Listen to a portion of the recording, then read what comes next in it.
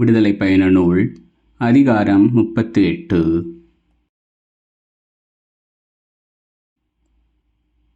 சித்திம் மரத்தால் அவர் ஓர் எரிபலிபீடம் செய்தார். அது நீளம் 5 முழமும் அகலம் 5 முழமுமாக சதுர வடிவமாயிருந்தது. அதன் உயரமோ 3 முழம். அதன் 4 மூலைகளிலும் அவர் கொம்புகளை அமைத்தார். கொம்புகள் அதனோடு ஒன்றிணைந்திருந்தன. அதை வெண்கலத்தால் மூடினார். அவர் பலிபீடத்தின் துணைக்கலன்கள் அனைத்தையும் செய்தார்.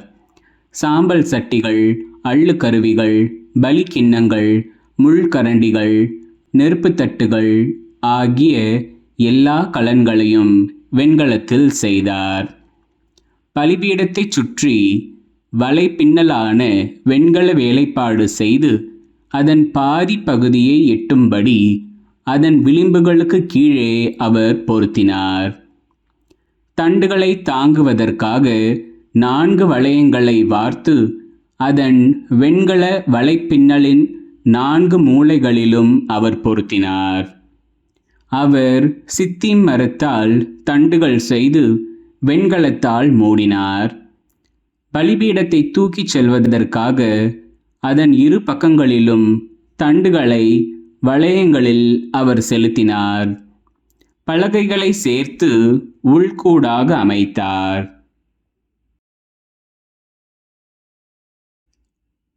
சந்திப்பு கூடார நுழைவாயிலில் பணியாற்றும் பெண்கள் கொண்டு வந்த வெண்கல கண்ணாடிகளை கொண்டு அவர் வெண்கல நீர் தொட்டியையும் அதன் வெண்கல ஆதாரத்தையும் செய்தார்.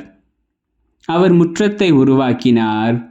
தெற்கு பக்கம் தென் திசை நோக்கிய முற்றத்திலுள்ள தொங்குதிரைகள் முறுக்கேற்றி நெய்த நாற்பட்டால் ஆனவை, 100 முழம் நீண்டவை. அவற்றிற்கான 20 தூண்களும் 20 பாத பொருத்துகளும் வெண்கலத்தால் ஆனவை. தூண்களுக்கான கொக்கிகளும் பூண்களுமோ வெள்ளியால் ஆனவை. அவ்வாறே வடபக்கத்திலும் தொங்கு திரைகள் 100 முழம் நீண்டவை. அதற்கான 20 தூண்களும் 20 பாத பொருத்துகளும் வெண்கலத்தால் ஆனவை. தூண்களுக்கான கொக்கிகளும் பூண்களுமோ வெள்ளியால் ஆனவை. மேற்கு பக்கத்தில் 50 முழ தொங்கு திரைகள் இருந்தன. அவற்றிற்காக 10 தூண்கள் 10 பாத பொருத்துகள் இருந்தன. தூண்களுக்கான கொக்கிகளும் பூண்களும் வெள்ளியால் ஆனவை. கதிரவன் தோன்றும் கீழ்த்திசை நோக்கி 50 முழ தொங்கு திரைகள் இருந்தன.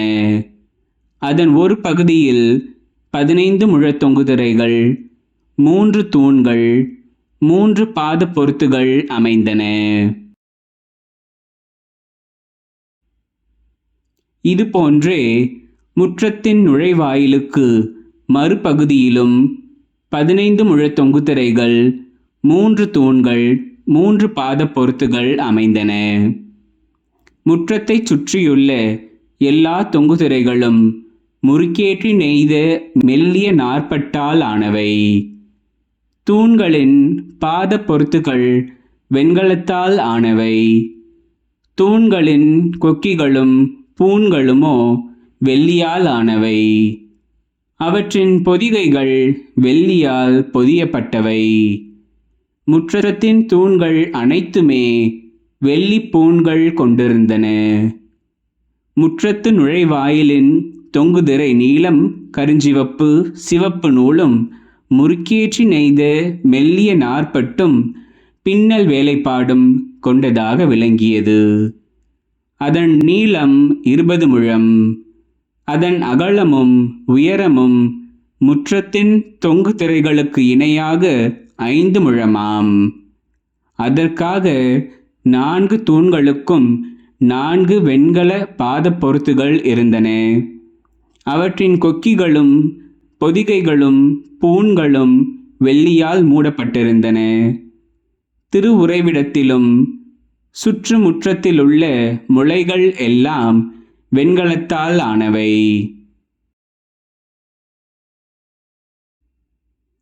திருவுறைவிடத்தின் அதாவது உடன்படிக்கை திருவுறைவிடத்தின் இருப்பு கணக்கில் இருந்தவை இவையே. மோசேயின் கட்டளைப்படி குரு ஆரோனின் மகன் இத்தாமரின் பொறுப்பில் லேவியர் எடுத்த கணக்கு பின்வருமாறு.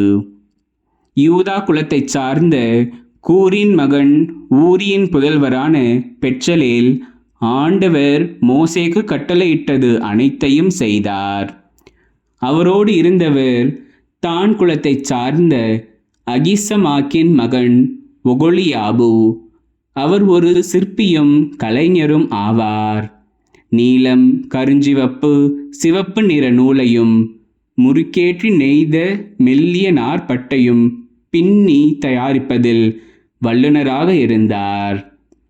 தூயகத்தின் அனைத்து பணிக்கும் பயன்பட்ட தங்கமெல்லாம் ஆரத்தி காணிக்கை வழி வந்தது.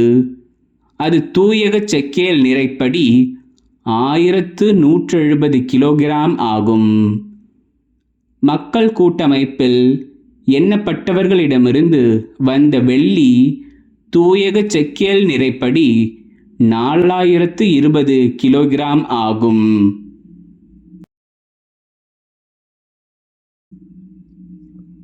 இருபது வயதும் அதற்கு மேலும் உள்ள ஆண்கள் எண்ணப்பட்டார்கள்.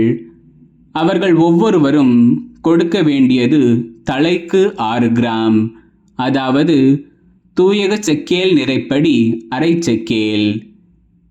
இத்தகைய ஆண்கள் 6,3550 பேர் இருந்தனர்.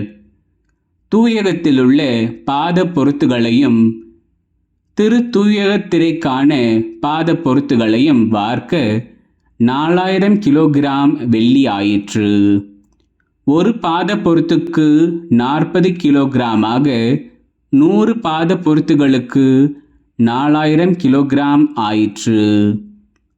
அதிலிருந்து 20 கிலோகிராம் எடுத்து அவர் தூண்களுக்கான கொக்கிகள் செய்தார். பொதிகைகளை பொதிந்தார். அவற்றிற்கு பூண்கள் அமைத்தார்.